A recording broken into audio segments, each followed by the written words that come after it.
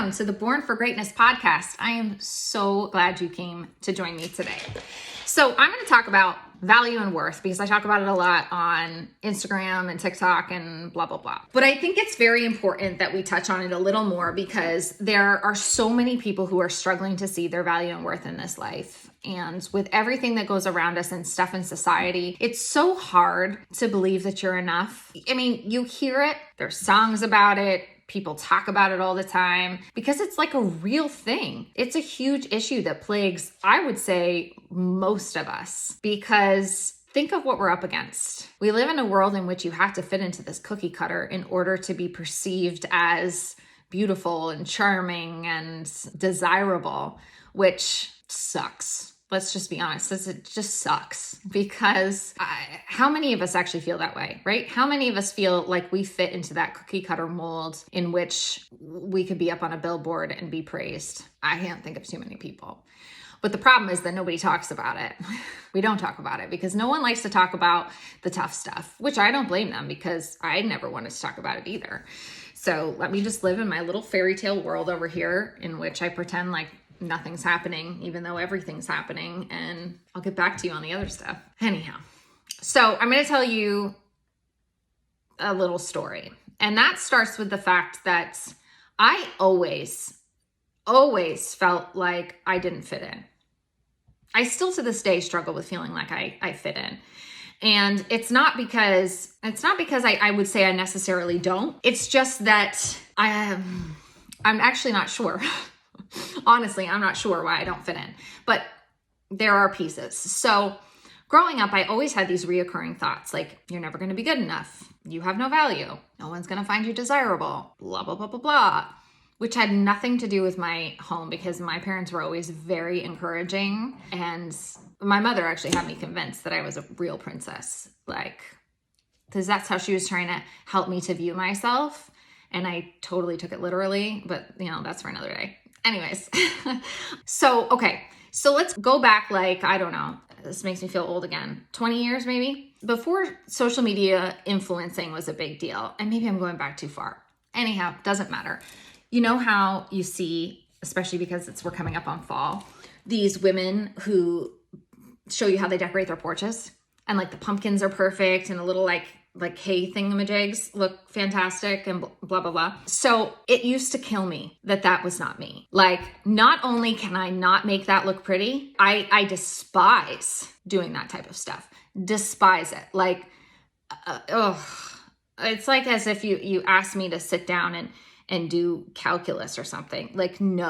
No, it's painful. Now that's not the only thing, right? So you grow up with this idealistic view, and my mom is super good decorator. My mom's also a really good cook. To me, I was like, okay, so that's what's gonna make me an awesome woman, right? It's gonna make me a great wife someday. I'm gonna have the house decorated. I'm gonna cook these amazing meals.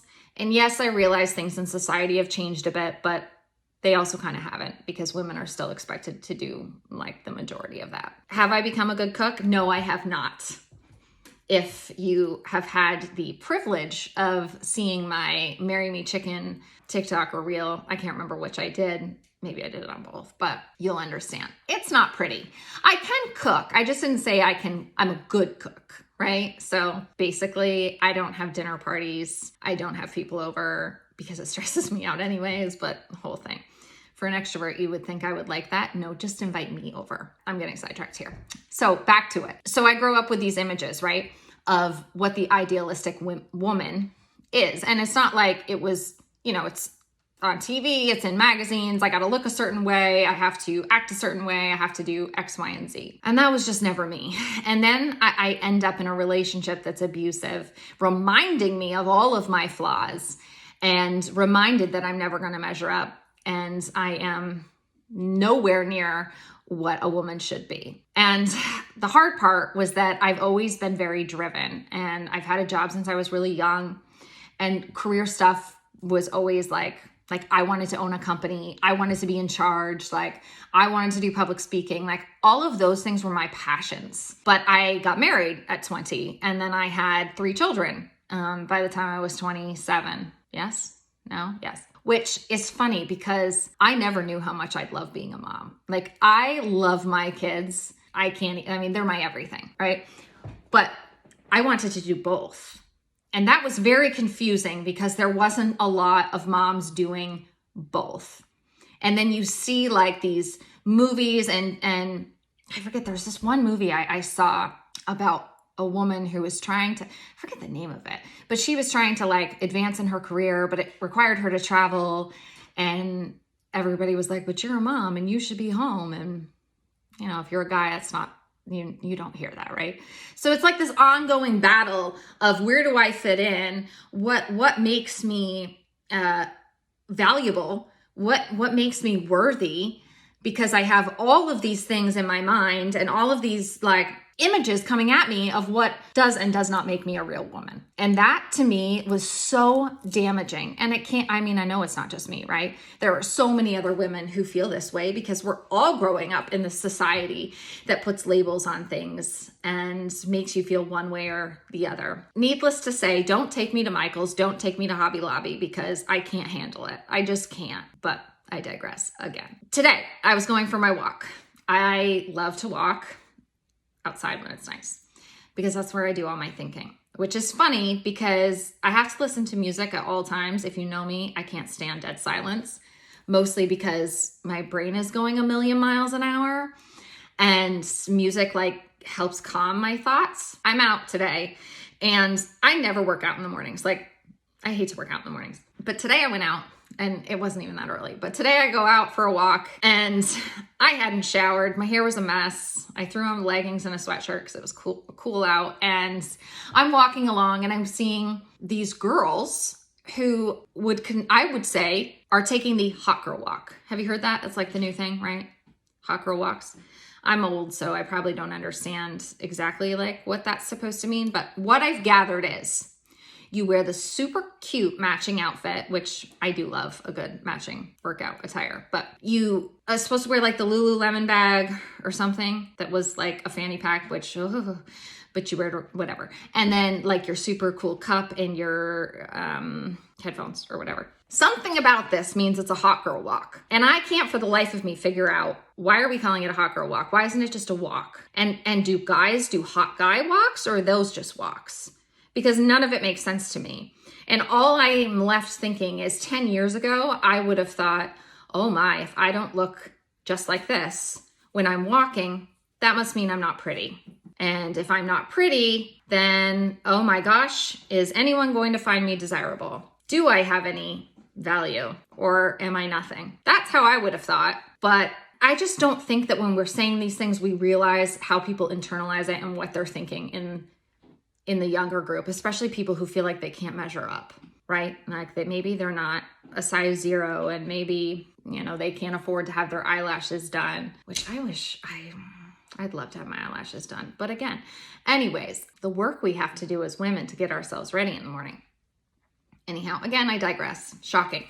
Anyways, I was just pondering this thought of like, I just don't think people realize what saying this type of thing can do because we're already, all of us. I don't really know anyone except for some, well, that's not true. Maybe I know one or two, but there's the vast majority of people aren't waking up feeling like they're amazing, right? That's why workout programs are so popular. That's why weight loss stuff is so popular. That's why all of this, coaching stuff is popular. I guess that's what I'm going to say. Because everybody's striving to be better, to be a certain way. Why do we feel that way? Because without feeling like that, we feel less than and undeserving and not worthy, right? I mean, I don't see it any other way. Not to say that I am necessarily right, but this is just my own experience. And for me, if you're going to try to motivate me or encourage me, please don't do that if you've never been down in the trenches.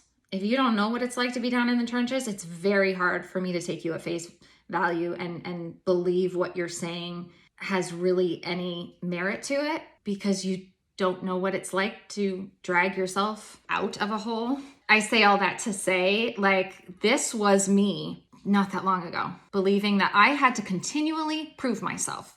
in order to be seen as someone who had value and be respected. And I think they say respect has to be earned. And honestly, I'm not sure I agree with that 100%. I think we should be respected as humans right off the bat. You can lose my respect and then have to earn it back. But I think right out of the get-go, we should be respectful to everyone, because I've said it before and I'll say it 1,000 times, you never know what somebody's going through. And as we've seen, most people who are suffering from, depression and anxiety hide it very, very well. And those are the people like myself who looked as though everything was wonderful and great and I was dying inside. Nobody knew what my marriage was like. I kept it all to myself. So people were shocked when I left my ex-husband because they had no idea. And people would also say to me, like, when I was working ridiculous hours with 3 little kids, and because I worked 2 jobs for a while so that I could save up money to get out of the ridiculously small apartment that we were living in, I'd say, how do you do it all? And I would respond with I don't know, like just some dumb response, because I was embarrassed to say, I'm not doing it all, not even close. Like, not even close. I am failing. And I felt like I was such a failure because, again, here's the thing, especially when your kids are like in preschool and that like age, you're where I live too. There's a ton of stay-at-home moms. You know the kinds that their houses are always perfect. The meals they make are great. Their children have these great little lunch boxes with notes in them. And the first day of school, if you saw me, I talked about that the other day, they have those like signs, right? That say like your favorite food, what you want to be when you grow up, blah, blah, blah. I love those. I think those are the sweetest things. And I used to give myself such a hard time because that was not me. Like I wanted it to be me, because I felt, maybe I would be wife material and good mother material if I did that. But then I realized through circumstances and age and just life that it's okay that you don't check off every box. You were never meant to check off every box. Some of us are really great at that kind of stuff, and some of us are really great at other things, just business, maybe other, I don't know.